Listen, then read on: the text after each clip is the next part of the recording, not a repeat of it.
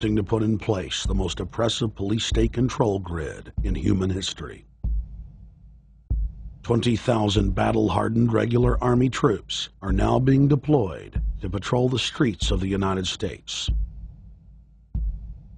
FEMA is now building giant camps in every region of the country, and the Congress has introduced bills like the National Emergency Centers Act, H.R. 645, which merges local governments and the police under federal control. And as we all know that have watched these things, they're ready for the riots. With these detention centers that are being opened up around the country, with state police training for riot control in the event of economic calamity and food riots, they know what's going on and they're prepared for it. So people better also prepare for it themselves. Anyone that's not prepared for what's going to happen, they deserve what they get, because there's enough information out there pointing to the problems, and they should take all precautionary actions. Next, Obama ordered the Defense Department to issue DoD Directive 1404.10, establishing a 1 million person civilian army under his control. Simultaneously, Obama launched USAService.org. The new website deceptively masquerades as a federal agency, but in reality is a recruiting tool building a separate, completely private army outside of government that takes orders directly from Obama's controllers. Barack Obama has refused to rescind Presidential Decision Directive 51, signed by George W. Bush. The directive plainly states the president is a dictator and that Congress is ceremonial. We cannot continue to rely only on our military in order to achieve the national security objectives that we've set. We've got to have a civilian national security force that's just as powerful, just as strong, just as well funded.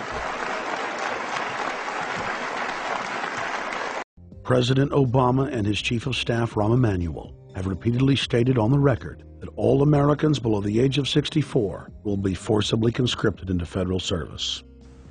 Citizenship is not an entitlement program. It comes with responsibilities. Everybody somewhere between the ages of 18 and 25 will serve 3 months of basic training and understanding in a kind of civil defense.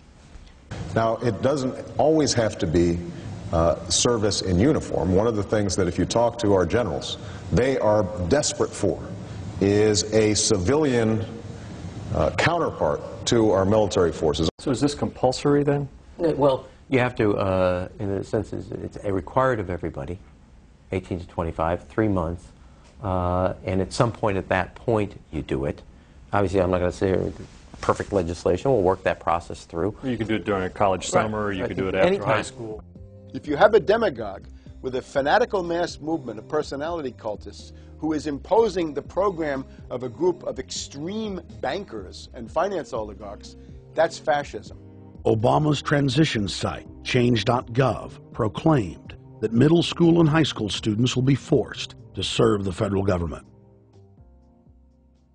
Fascism is gutter up, streets up, hooligans, thugs, fervently idealistic students, swarming adolescents, just the kind of thing you see around Obama. The way you get a population to enslave itself when the police and the army are no longer enough to do that. So I think that's if you're a left liberal, it's time to open your eyes to that. All young Americans between the ages of 18 and 24 will be conscripted into a paramilitary domestic security force. If Obama has his way, adults and seniors will also be forced into other forms of service for the betterment of the homeland. Number 3, disarming the American people. Obama operatives in the Congress have introduced more than 10 bills that would end the Second Amendment as we know it. H.R. 1022 would allow the new Attorney General Eric Holder the dictatorial power to ban any gun he wishes at will. In 2008, before the Supreme Court, in the D.C. gun ban case, District of Columbia versus Heller, Holder argued for the complete disarmament of the American people and that only the military should own firearms. H.R. 257 would ban all youth shooting sports, including YMCA and Youth Olympic shooting clubs. H.R. 45 would force all gun owners to undergo federal psychological screening, registration, and testing to keep their firearms. White House Chief of Staff Rahm Emanuel has proposed the extrajudicial banning of any American on the fraudulent no-fly list from owning any firearm. That is, if you are on the no-fly list because you are known as maybe a possible terrorist, you cannot buy a handgun in America. Over 25,000 Americans are added each month to the no-fly list, which numbers over 1 million people who have not been charged or convicted of any crime. It's a case of mistaken identity for a 5-year-old boy from Normandy Park. He had trouble boarding a plane because someone with his same name is wanted by the federal government. King 5's Mimi Jung is live at SeaTac Airport to explain. Mimi. Lori, it's hard to believe that a 5-year-old could be considered a threat, but that's exactly what happened here at SeaTac last week when Matthew Gardner showed up for a flight to LAX. As 5-year-olds go, Matthew Gardner is about as harmless as you can get. But when he and his mom checked in for their flight at SeaTac last week, Matthew was considered the criminal. If you're on that no-fly list, your access to the right to bear arms is canceled because you're not part of the American family.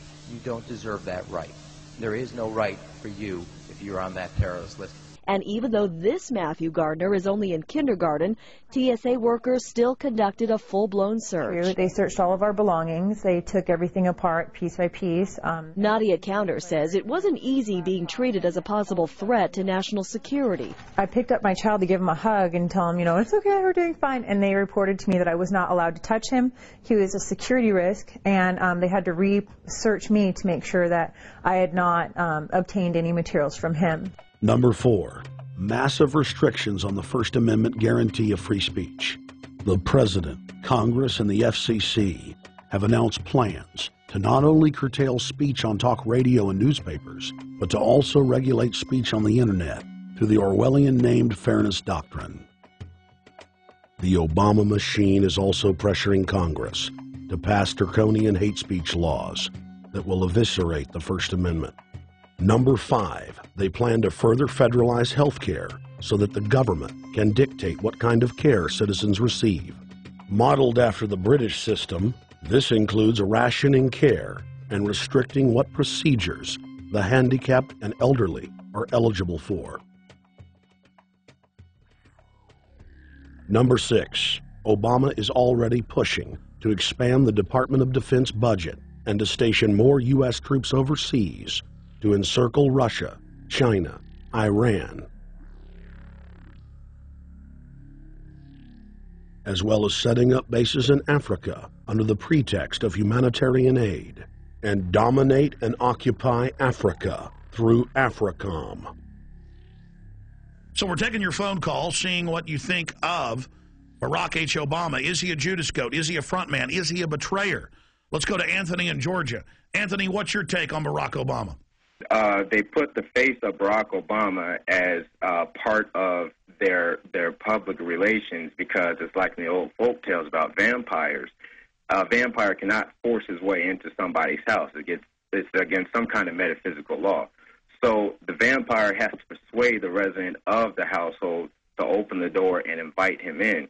So they're going to look at the peephole at Barack Obama, which looks like them and appears to be on their side.